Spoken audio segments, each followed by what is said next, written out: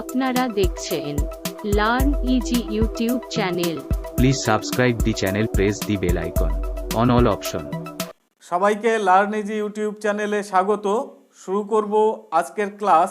আর আজকের ক্লাস হবে অষ্টম শ্রেণীর কোষে দেখি 1.2 পার্ট 3।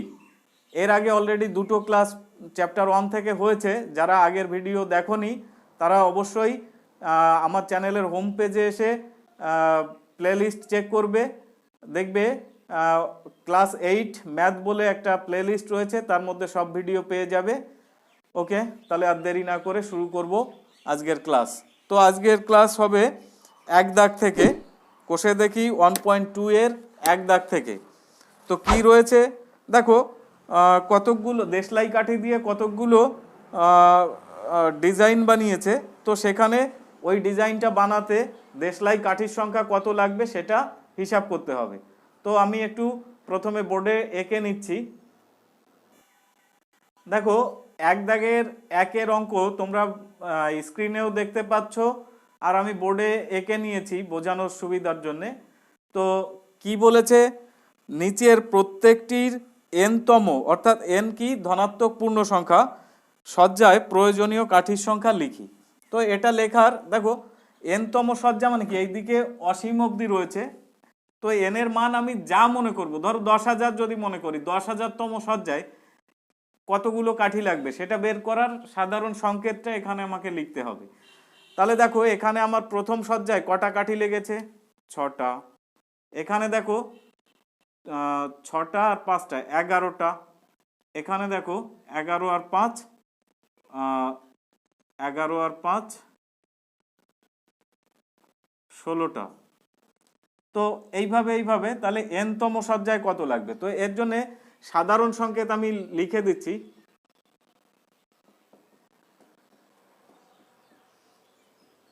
দেখো,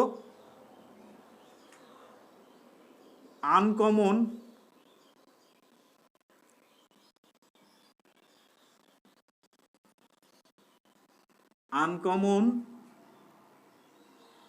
ইন্টু এন প্লাস কমন, এই হচ্ছে ফর্মুলা হবে। তো আমার প্রথম যে প্যাটার্নটা থাকবে সেটাকে ভালো করে খেয়াল করবে। তো এখানে দেখো মোট কাঠি আছে কটা, 6টা। তার মধ্যে এবার দ্বিতীয় প্যাটার্নটাকে ফলো করতে হবে, যে এখানে এই যে এটা একটা ইউনিট, দেখো এখানে একটা ইউনিট আর এখানে আর একটা ইউনিট জয়েন হয়ে দ্বিতীয় প্যাটার্নটা গঠন হয়েছে। তো এই যখন জয়েন হলো তখন কমন আছে এই একটা কাঠি, এই একটা কাঠি কমন আছে। আর আনকমন আছে দেখো 1টা 2টো 3টে 4টে 5টা। তাহলে 5টা, এই 5টা আছে আনকমন। সেই জন্য আমি বলেছিলাম প্রথমটাকে আর দ্বিতীয়টাকে দেখলেই হয়ে যাবে। তো প্রথমে 6টার মধ্যে দেখো একটা আছে কমন আর বাকি 5টা আছে আনকমন। তাহলে এখানে 5 আনকমন মানে কত, 5, তার সাথে n হবে, আর কমন আছে কটা, একটা। তাহলে 5n প্লাস 1। তাহলে এখানে সাধারণ সংকেত হয়ে গেল কত, 5n প্লাস 1।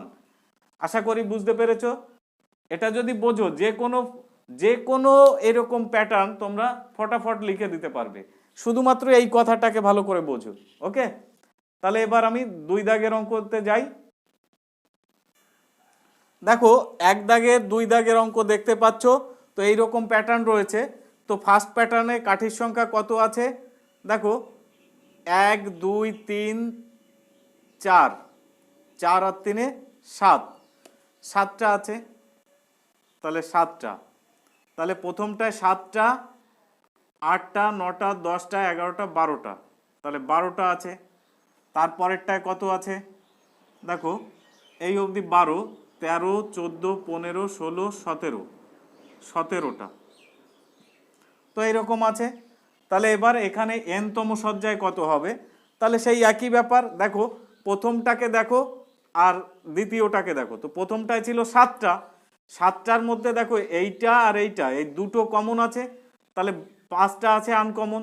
তাহলে আনকমন হচ্ছে 5, তার সাথে n গুণ হলো প্লাস, এখানে কি করব, কমন আছে দুটো, তাহলে এই হয়ে গেল। তাহলে 5n প্লাস 2, এই হয়ে গেল সাধারণ গঠন। তুমি এবার হিসাব করে দেখো, যখন প্রথম সজ্জার কথা ভাববো, তার মানে এন এর মান 1, 5 একে 5 আর 2 এ 7। যখন দ্বিতীয় সজ্জার কথা ভাববো, এন মানে হচ্ছে 2, 5 দুগুণ 10 আর 2 12। তৃতীয় সজ্জার ক্ষেত্রে এন এর মান 3, 3 5 15 আর 2 17। দেখো সব ক্ষেত্রে হচ্ছে।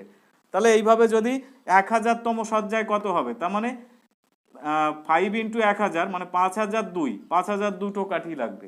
তো এরকম ভাবে বলে দেওয়া যাবে, এই জন্য এটা খুব গুরুত্বপূর্ণ। চলো 3 দাগেরটা দেখি। দেখো 3 দাগের অঙ্ক দেখতে পাচ্ছ। তাহলে একইভাবে আমরা এটাকে খেয়াল করব, এখানে কটা কাঠি আছে, 5টা। তার মধ্যে এবার দ্বিতীয়টায় দেখব, 5টার মধ্যে দেখো একটা আছে কমন, এই একটা আছে কমন, আর 4টে তাহলে আনকমন। তাহলে এখানে সাধারণ সংকেতটাকে বের করি, 4 ইন্টু এন প্লাস 1, এই হয়ে গেল। তাহলে এখানে 4n প্লাস 1 এই হলো। তাহলে এবার আমরা এখানে দেখি কটা কাঠি লাগবে, এই অবধি 5টা, 6টা, 7টা, 8টা, 9টা, 9টা। এখানে দেখি, দেখো এই অবধি ছিল 9টা, 10টা, 11টা, 12টা, 13টা, এখানে 13টা। তো এবার আমরা এই ফর্মুলায় বসিয়ে দেখি, যখন প্রথমেরটা বের করবো, এন এর মান 1, 4 একে 4 এর একে 5, ওকে ঠিক আছে। তাহলে যখন দ্বিতীয় সজ্জা দেখবো, এন এর মান 2, 4 দুগুণ 8 এর একে 9, ঠিক আছে। তৃতীয় সজ্জা দেখলে এন এর মান 3, 3 এ 4 এ 12 আর একে 13, সবই ঠিক আছে। তাহলে দেখো এইভাবে বের করে ফেলতে পারবো, কত সহজ। ওকে চলো পরের অঙ্কে যাই। দেখো 2 দাগের অঙ্ক কি বলছে, একটি সমবাহু ত্রিভুজের প্রতিটি বাহুর দৈর্ঘ্য 4y প্লাস 2 সেমি হলে ত্রিভুজটির পরিসীমা লিখি। তো সমবাহু ত্রিভুজ কি, যে ত্রিভুজের 3টি বাহুর দৈর্ঘ্য সমান, সেই ত্রিভুজকে বলা হয় সমবাহু ত্রিভুজ। এই যে একটা সমবাহু ত্রিভুজের ছবি এঁকেছি, তো এই বাহুর দৈর্ঘ্য যদি এ একক হয়, এটাও এ, এটাও এ, তাহলে পরিসীমা মানে হচ্ছে একদম সীমারেখা, মানে চারপাশের যোগফল। তো এখানে এটা কটা পাশ আছে, 3টে, তো 3টে সাইডের যোগফলকেই বলবো পরিসীমা। অর্থাৎ পরিসীমা হচ্ছে A plus A plus A, that is কত, 3a। তার মানে কি, সমবাহু ত্রিভুজের পরিসীমা হয় 3 ইন্টু এ, মানে কি একটা বাহুর দৈর্ঘ্য যা তার 3 গুণ হয়, তাহলে এ ইন্টু 3 ইন্টু বাহু, তাহলে হবে পরিসীমা। তাহলে এখানে বাহুর দৈর্ঘ্য বলে দেওয়া আছে, অতএব আমরা লিখব কি, সমবাহু ত্রিভুজটির পরিসীমা সমান সমান 3 ইন্টু বাহু হচ্ছে 4y প্লাস 2, এত সেমি হবে, এত সেমি। তাহলে এবার এটাকে গুণ করলে 3 এ 4 এ 12y প্লাস 3 দুগুণ 6, এত সেমি। এই হয়ে গেল পরিসীমা। কি আছে, চলো পরের অঙ্কে যাই। দেখো 3 দাগের অঙ্ক বোর্ডে দেখতে পাচ্ছ, একটি আয়তক্ষেত্রের দৈর্ঘ্য 8x প্লাস 3y সেমি এবং প্রস্থ 8x মাইনাস 3y সেমি। ওই আয়তক্ষেত্রের ক্ষেত্রফল লিখি। তো আয়তক্ষেত্র দেখতে কেমন, আয়তক্ষেত্র হলো একটা চতুর্ভুজ, আয়তক্ষেত্র হলো একটা চতুর্ভুজ, এমন একটা চতুর্ভুজ যে নিজে একটা সামান্তরিক এবং তার একটা কোণ হবে কত, 90 ডিগ্রি। তাহলে এই যে বড় দিকটা এটাকে বলা হয় দৈর্ঘ্য, আর ছোট দিকটা এই মাপটাকে বলা হয় প্রস্থ, ঠিক আছে। এই এর আগের ক্লাসে তো শিখেছো এগুলো। তাহলে এবার কি হচ্ছে, এর ক্ষেত্রফল বের করতে হবে। তাহলে অতএব ক্ষেত্রটির, তাই লিখি, নির্দিষ্ট করে দিই, ক্ষেত্রটির ক্ষেত্রফল সমান সমান কি হবে, দৈর্ঘ্য ইন্টু প্রস্থ, আগেই শিখিয়েছি আগের ক্লাসে।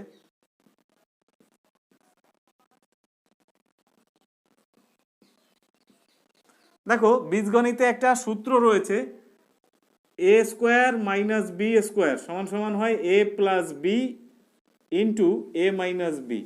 ওকে, তাহলে দেখো এখানে এইটুকুকে যদি আমি এ মনে করি আর এইটুকুকে যদি বি মনে করি, তাহলে দেখো এখানে এইটা সেই এ, এইটা সেই বি, তার মানে এ প্লাস বি ইন্টু এ মাইনাস বি আছে।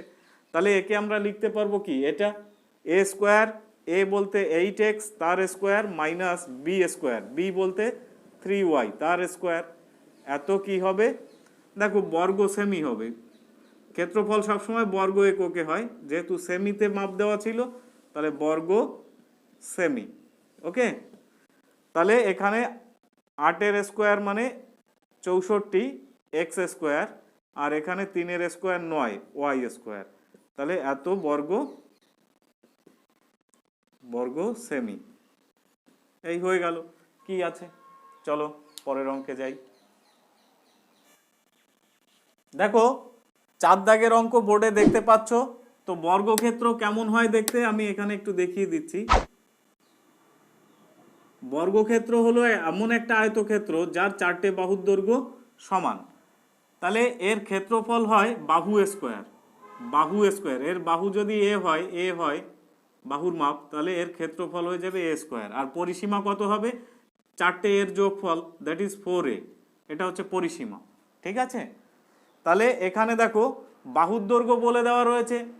তাহলে বর্গক্ষেত্রটির, অতএব বর্গক্ষেত্রটির ক্ষেত্রফল সমান সমান বাহু স্কোয়ার। বাহু কত, 3m - 4 এর স্কোয়ার, বর্গ মিটার হবে। ওকে, তাহলে এটাকে আমরা দেখো a মাইনাস বি এর হোল স্কোয়ার সমান সমান লেখা যায় a square minus 2ab plus B square, এই ফর্মুলা। তো সেই ফর্মুলায় ভাঙাবো। a বলতে এখানে 3m তার স্কোয়ার মাইনাস 2a বলতে 3m আর b বলতে হচ্ছে 4 প্লাস বি স্কোয়ার মানে 4 স্কোয়ার। তো পুরোটা কি হবে, বর্গ মিটার হবে। এই, তাহলে এবার এখানে আমি এটার 3-এর স্কোয়ার করলে 9m স্কোয়ার, দেখো 3 এ 4 12, 12 দুগুণ 24 m প্লাস 4-এর স্কোয়ার 16, তাহলে এত বর্গ মিটার। তো এম এর মাধ্যমে লিখতে বলেছিল, তো এই যে ক্ষেত্রফলের মধ্যে এম রয়েছে, এই হচ্ছে মাধ্যমে লেখা মানে এম দ্বারা প্রকাশ করতে হবে। তো এম দিয়ে এই ক্ষেত্রফল এসছে। এবার পরের পার্ট ছিল কি, বলেছে এম এর মান কত হলে ওই বর্গক্ষেত্রের পরিসীমা 8 মিটার হবে। তাহলে বর্গক্ষেত্রটির পরিসীমা সমান সমান কত হবে, 4 ইন্টু বাহু কত, 3m - 4 এত মিটার। ওকে, তাহলে 3 এ 4 12m মাইনাস 4 এ 4 16 এত মিটার। এই তো প্রশ্ন মতে দেখো এই পরিসীমাটা বলে দিয়েছিল কত হবে, 8 মিটার। তাহলে 12m - 16 ইকুয়াল টু 8। তাহলে এখান থেকে আমরা পেয়ে যাচ্ছি 12m, এই 16 ওই দিকে গিয়ে যোগ হবে, তো 16 আর 8 24, তাহলে m ইকুয়াল টু পেয়ে গেলাম কত, 2। তাহলে m এর মান 2 এর জন্যে ওই বর্গক্ষেত্রটার পরিসীমা কত হয়ে যাবে, বর্গক্ষেত্রের পরিসীমা 8 মিটার হয়ে যাবে। ওকে, তাহলে হয়ে গেল। চলো পরের দাগে যাই। দেখো বোর্ডে 5 দাগে কি বলছে, নিচের ছক পূরণ করি। তো এইভাবে কি রয়েছে, বীজগাণিতিক সংখ্যামালা লেখা আছে, সেই সংখ্যামালাগুলোকে এই যোগ করে এই খোপে লিখতে হবে, বিয়োগ করে এই খোপে লিখতে হবে, এবং নির্দেশ দেওয়া রয়েছে কিভাবে যোগ করতে হবে, কি রকম বিয়োগ করতে হবে, সব দেওয়া আছে। তো এখানে দেখো 3টে রাশিমালা দেওয়া রয়েছে, এই 3টে রাশিমালাকে সব 3টেকেই যোগ করতে হবে। তাহলে আমি কি করব, দেখো প্রথম রাশিমালা কি ছিল, 6a স্কোয়ার প্লাস 2, তো এটা প্রথম রাশিমালা প্লাস, এবার দ্বিতীয় রাশিমালা এখানে লিখি minus 3a square plus 3a plus আবার তৃতীয় রাশিমালা মাইনাস 2a প্লাস 3। এই, আর একটা কথা মাথায় রাখবে যে রিলেশন মানে কার সাথে কি সম্পর্ক সেটা ভালো করে বোঝা চাই। তো এর আগে কিছু নেই মানে কি, একটা চিহ্ন রয়েছে সেটা হচ্ছে প্লাস, তো প্লাস দিয়ে গুণ করলে যা চিহ্ন থাকে তাই থেকে যায়, তার মানে এটা 6a স্কোয়ার হয়ে গেল, এটা প্লাস 2 থাকলো, আর এখানে দেখো এটা প্লাস এটা মাইনাস, প্লাসে মাইনাসের গুণফল, দুই রকম চিহ্নের গুণফল সর্বদা কি হবে, নেগেটিভ হবে, আর একই রকম চিহ্নের গুণফল সর্বদা পজিটিভ হবে।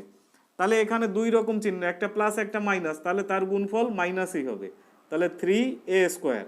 দেখো এটা প্লাস এটা প্লাস, তাহলে একই রকম চিহ্নের গুণফল সবসময় প্লাসই হয়, তাহলে 3a। এবার দেখো এটা প্লাস এটা মাইনাস, তো দুই রকম চিহ্নের গুণফল বিয়োগ হয় 2a। এটা প্লাস এটা প্লাস, প্লাস আর প্লাস গুণ করলে প্লাসই হয় 3। এই হয়ে গেল। এবার আমি দেখব সমতুল্য পদ কোথায় কোথায় আছে। এ স্কোয়ারের পদ এখানে আছে এখানে আছে, তো একটা যোগ একটা বিয়োগ আছে। তাহলে যোগ বিয়োগের ক্ষেত্রে কি করতে হয়, বড় সংখ্যা থেকে ছোট সংখ্যাটাকে বাদ দেব আর বড় সংখ্যাটার চিহ্ন বসবে। তো এই 6a স্কোয়ার ছিল প্লাস, তাহলে প্লাস হলে প্রথমে প্লাস লেখার দরকার হয় না, তাহলে হলো কত 3a স্কোয়ার। এবার দেখো এর পদটা আমরা দেখব, এই একটা আছে আর এই একটা আছে, তো এর মধ্যে বড় আছে প্লাসের টার্ম, তাই প্লাস লিখলাম। আর 3 থেকে 2 বাদ গেল, তাহলে 1 হলে সহগ লেখা লাগে না, তাহলে শুধু এ। আর এবার দেখো ধ্রুবক পদ মানে শুধু সংখ্যা, এই একটা আর এই একটা, দুটোই প্লাস আছে, তাহলে সেই সাইনটাই বসবে আর এই দুটো নাম্বার অ্যাড হয়ে যাবে, তাহলে 5 আর 2, এই 5 আর 2 বলছি, 2 আর 3 5, এই হয়ে গেল। তাহলে যোগফল পেয়ে গেলাম এত। এবার বিয়োগ যেভাবে বলেছিল সেই অনুযায়ী আমরা করব। তো 2 নং থেকে 1 নং বাদ দেবো, তো 2 নং কত ছিল, দেখো -3a স্কোয়ার প্লাস 3a, তার থেকে বাদ দেব বিয়োগ করব কত 1 নং। তো 1 নং কি ছিল 6a স্কোয়ার প্লাস 2, তো এই।